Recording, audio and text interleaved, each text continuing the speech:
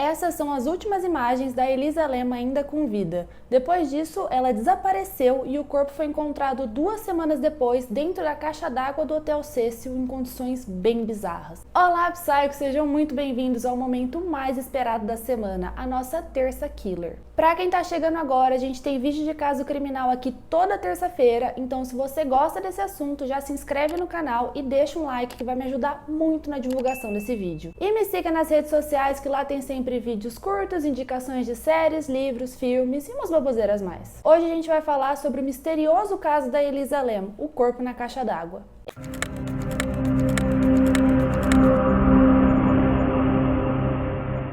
Elisa Lam nasceu no dia 30 de abril de 1991 em Vancouver, no Canadá. Ela era filha de um casal de imigrantes de Hong Kong que ganhava vida com um restaurante que eles tinham lá na cidade deles. Não tem muita informação disponível sobre a vida da Elisa, a infância dela e tal, mas a gente sabe que ela era uma estudante universitária, ela estudava na British Columbia e ela tinha bipolaridade. A Elisa tinha um Tumblr que ela postava meio que de tudo, ia desde fotos de looks até uns pensamentos, desabafos. Ela falava bastante sobre tudo que ela sofria com a bipolaridade. O Tumblr era meio que um refúgio para ela. Ela se sentia segura ali, porque era um lugar que ela podia se abrir e ser ela mesma. E pelas postagens, parecia que ela estava bem confusa em relação a tudo. E eu acho que é normal nessa fase da vida. A Elisa tinha 21 anos, tinha acabado de se formar na escola, e aí já veio uma mega pressão para ela saber o que ela ia fazer pro resto da vida e entrar numa faculdade.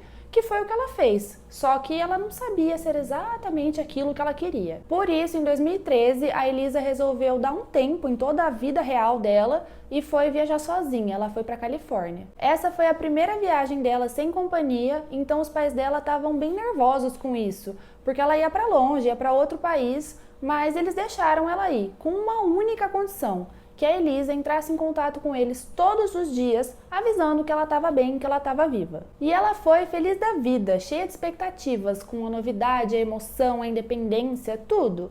Ela chegou em San Diego no dia 26 de janeiro de 2013, passou 2 dias lá e aí foi para Los Angeles, onde ela chegou no dia 28 de janeiro. 3 dias depois disso, ela desapareceu. A Elisa estava ligando para os pais todos os dias, como eles tinham combinado, só que no dia 31 de janeiro foi a última vez que os pais falaram com ela. Como eles não tiveram mais notícias, os pais de Elisa imediatamente acionaram a polícia de Los Angeles e eles logo começaram a investigar esse desaparecimento dela. A última vez que a Elisa tinha sido vista tinha sido no hotel que ela estava hospedada, o Hotel Cecil. A Elisa fez check-in no hotel no dia 28 de janeiro e pagou por 4 noites. Era para ela ir embora no dia 1º de fevereiro e foi bem nesse dia que ela desapareceu. O Cecil tem fama de ser mal assombrado e com bastante motivo. O hotel tem um histórico imenso de mortes bizarras, suicídios e alguns serial killers já ficaram hospedados lá. Para vocês terem uma ideia, eu vou contar algumas das inúmeras coisas esquisitérrimas que já aconteceram no Cecil. Em 1944, uma hóspede pariu um bebê inesperado. Foi tipo aqueles casos de eu não sabia que estava grávida, sabe?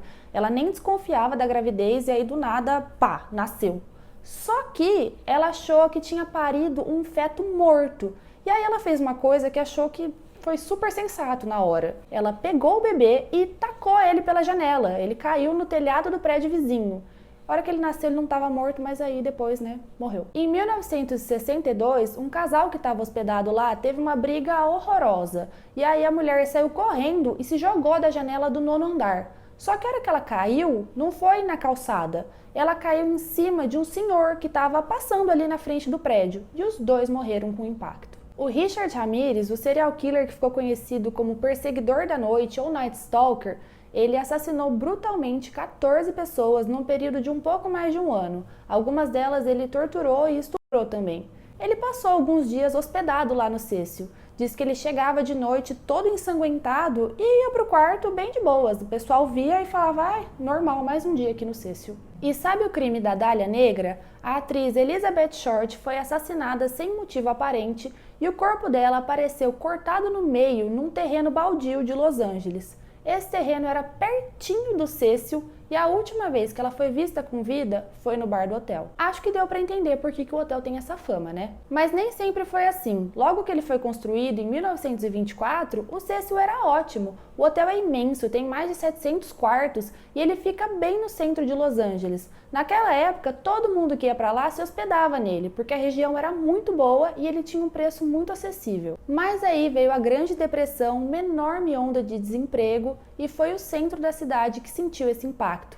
A região foi ficando cada vez mais cheia de moradores de rua, dependentes químicos, e estava ficando muito perigoso andar por ali. A região do Cecil virou a Skid Row. Essa é a área com uma das maiores populações sem teto dos Estados Unidos e também é a área com maior consumo de crack do país. Aí o público do Cecil mudou. Se hospedavam lá pessoas que queriam pagar o mínimo possível para passar o maior tempo que elas conseguissem. A diária custava $2, então ficavam lá viciados, prostitutas, sem teto. Tinham muitos outros hotéis ali por perto que eram muito melhores. O Cecil acabava ficando de escanteio. Então, em 2011, eles criaram um Stay On Main, que era tipo um hostel mais moderninho, jovem, hipster, só que ele ficava dentro do próprio hotel, eram os andares do meio do prédio. E foi no Stay On Main que a Elisa ficou hospedada. Era um estabelecimento completamente diferente, com um público diferente, só que os elevadores dele e do Cecil eram compartilhados, então quem estava hospedado em um tinha acesso ao outro. Quando a polícia foi investigar o caso da Elisa, a primeira coisa que eles fizeram foi checar todas as câmeras de segurança do hotel. Eles assistiram às filmagens por horas e em nenhum momento viram ela saindo de lá. E foi então que eles chegaram na filmagem do elevador. Essa filmagem é do dia 1º de fevereiro e a polícia divulgou ela a público no dia 14, para ver se alguém tinha alguma pista, qualquer coisa que ajudasse a encontrar a Elisa. E foi por conta disso que o caso dela ficou tão famoso, porque esse vídeo bombou na internet, porque ele é bem bizarro, e aí as pessoas começaram a criar suas próprias teorias sobre o que poderia ter acontecido com ela. Essas são as últimas imagens da Elisa viva e nelas acontece muita coisa bizarra em bem pouco tempo. No vídeo, ela parece que tá com medo, meio que fugindo. A Elisa fica colocando a cabeça para fora do elevador, como se ela estivesse procurando alguma coisa ou alguém. E aí ela entra de novo, se esconde, só que sai de novo procurando essa tal coisa. Aí ela aperta todos os botões, só que passa muito tempo e não acontece nada. O elevador fica lá parado, as portas nem fecham. Não dá para entender se o vídeo tá mais rápido ou mais devagar que o tempo, ele é bem estranho. E a parte que tem a data e a hora da filmagem tá toda borrada. Aí ela sai do elevador e volta se movendo de um jeito bem bizarro, com as mãos assim, é bem estranho.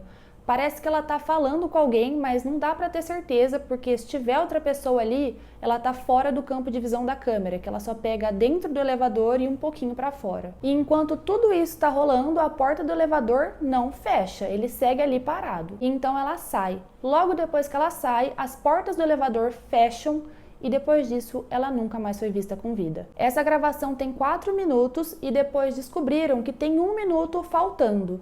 Apesar de estar todo borrado, aquela parte da data e do horário do vídeo, dá pra ver a sombra dos números mudando e aí descobriram que tá faltando esse 1 minuto. A polícia tinha certeza que a Elisa ainda estava dentro do hotel, então eles vasculharam cada canto dele. Eles até subiram no telhado, procuraram ali, mas não encontraram nada lá. Aí descobriram que a Elisa, quando chegou no Cecil, no Stay On Main, estava num quarto compartilhado. Só que as colegas de quarto dela começaram a reclamar na recepção que ela tinha uns comportamentos muito estranhos lá no quarto.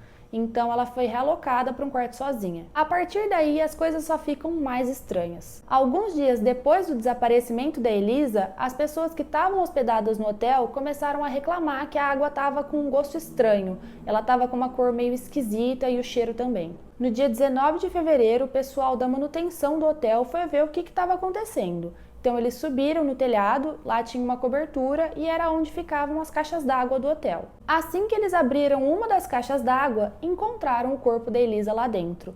Ela estava boiando de barriga para cima, nua, e o corpo já estava num estado avançado de decomposição.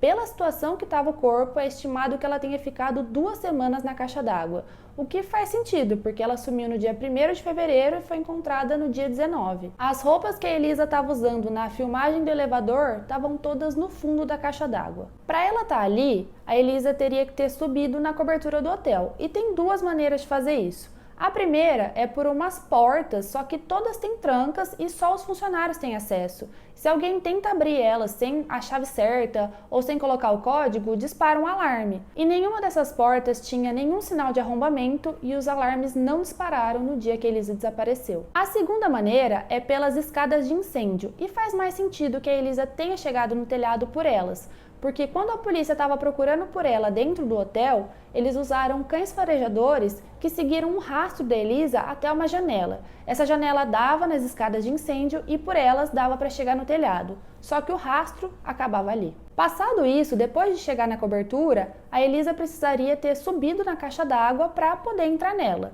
Só que essas caixas d'água têm 3 metros de altura, então ela precisaria de uma escada para chegar lá. Outra coisa é que depois de subir nessa suposta escada, a Elisa precisaria abrir a tampa da caixa d'água, e essa tampa pesava 10 quilos.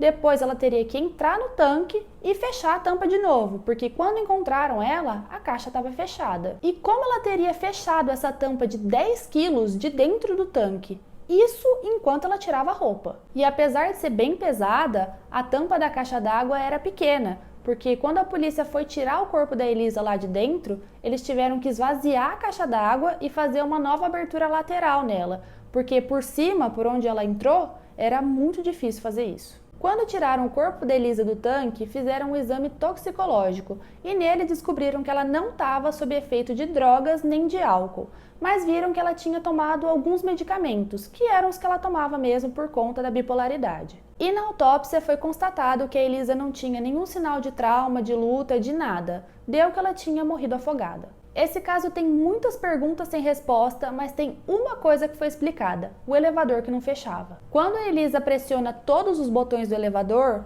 um dos que ela aperta é o hold door. Esse botão mantém as portas do elevador abertas por 2 minutos, independente se você clicar em qualquer outro botão, ele vai ficar ali parado. Ainda assim, tem muita coisa mal explicada nesse caso, e aí vem as teorias. A primeira é que a Elisa tirou a própria vida. No exame toxicológico, deu que ela tinha tomado alguns medicamentos, só que não foram todos que eram prescritos para ela. Então surgiu a hipótese dela não estar 100% das faculdades mentais quando tudo isso aconteceu. Mas assim, se ela tinha resolvido tirar a própria vida e já estava lá no telhado, por que ela não pulou?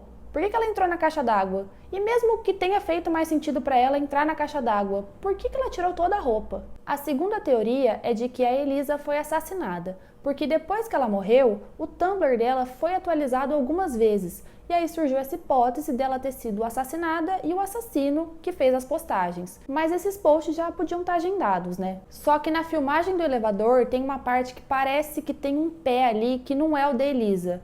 E tinha bastante gente suspeita hospedada no hotel, mas nada disso nunca foi confirmado. A terceira hipótese é de que uma força maligna agiu sobre ela. Na filmagem do elevador, a Elisa tá se mexendo de um jeito bem estranho, com as mãos bem bizarras mesmo, e as colegas de quarto dela reclamaram que ela era muito esquisita e pediram para ela trocar de quarto. Então surgiu essa hipótese.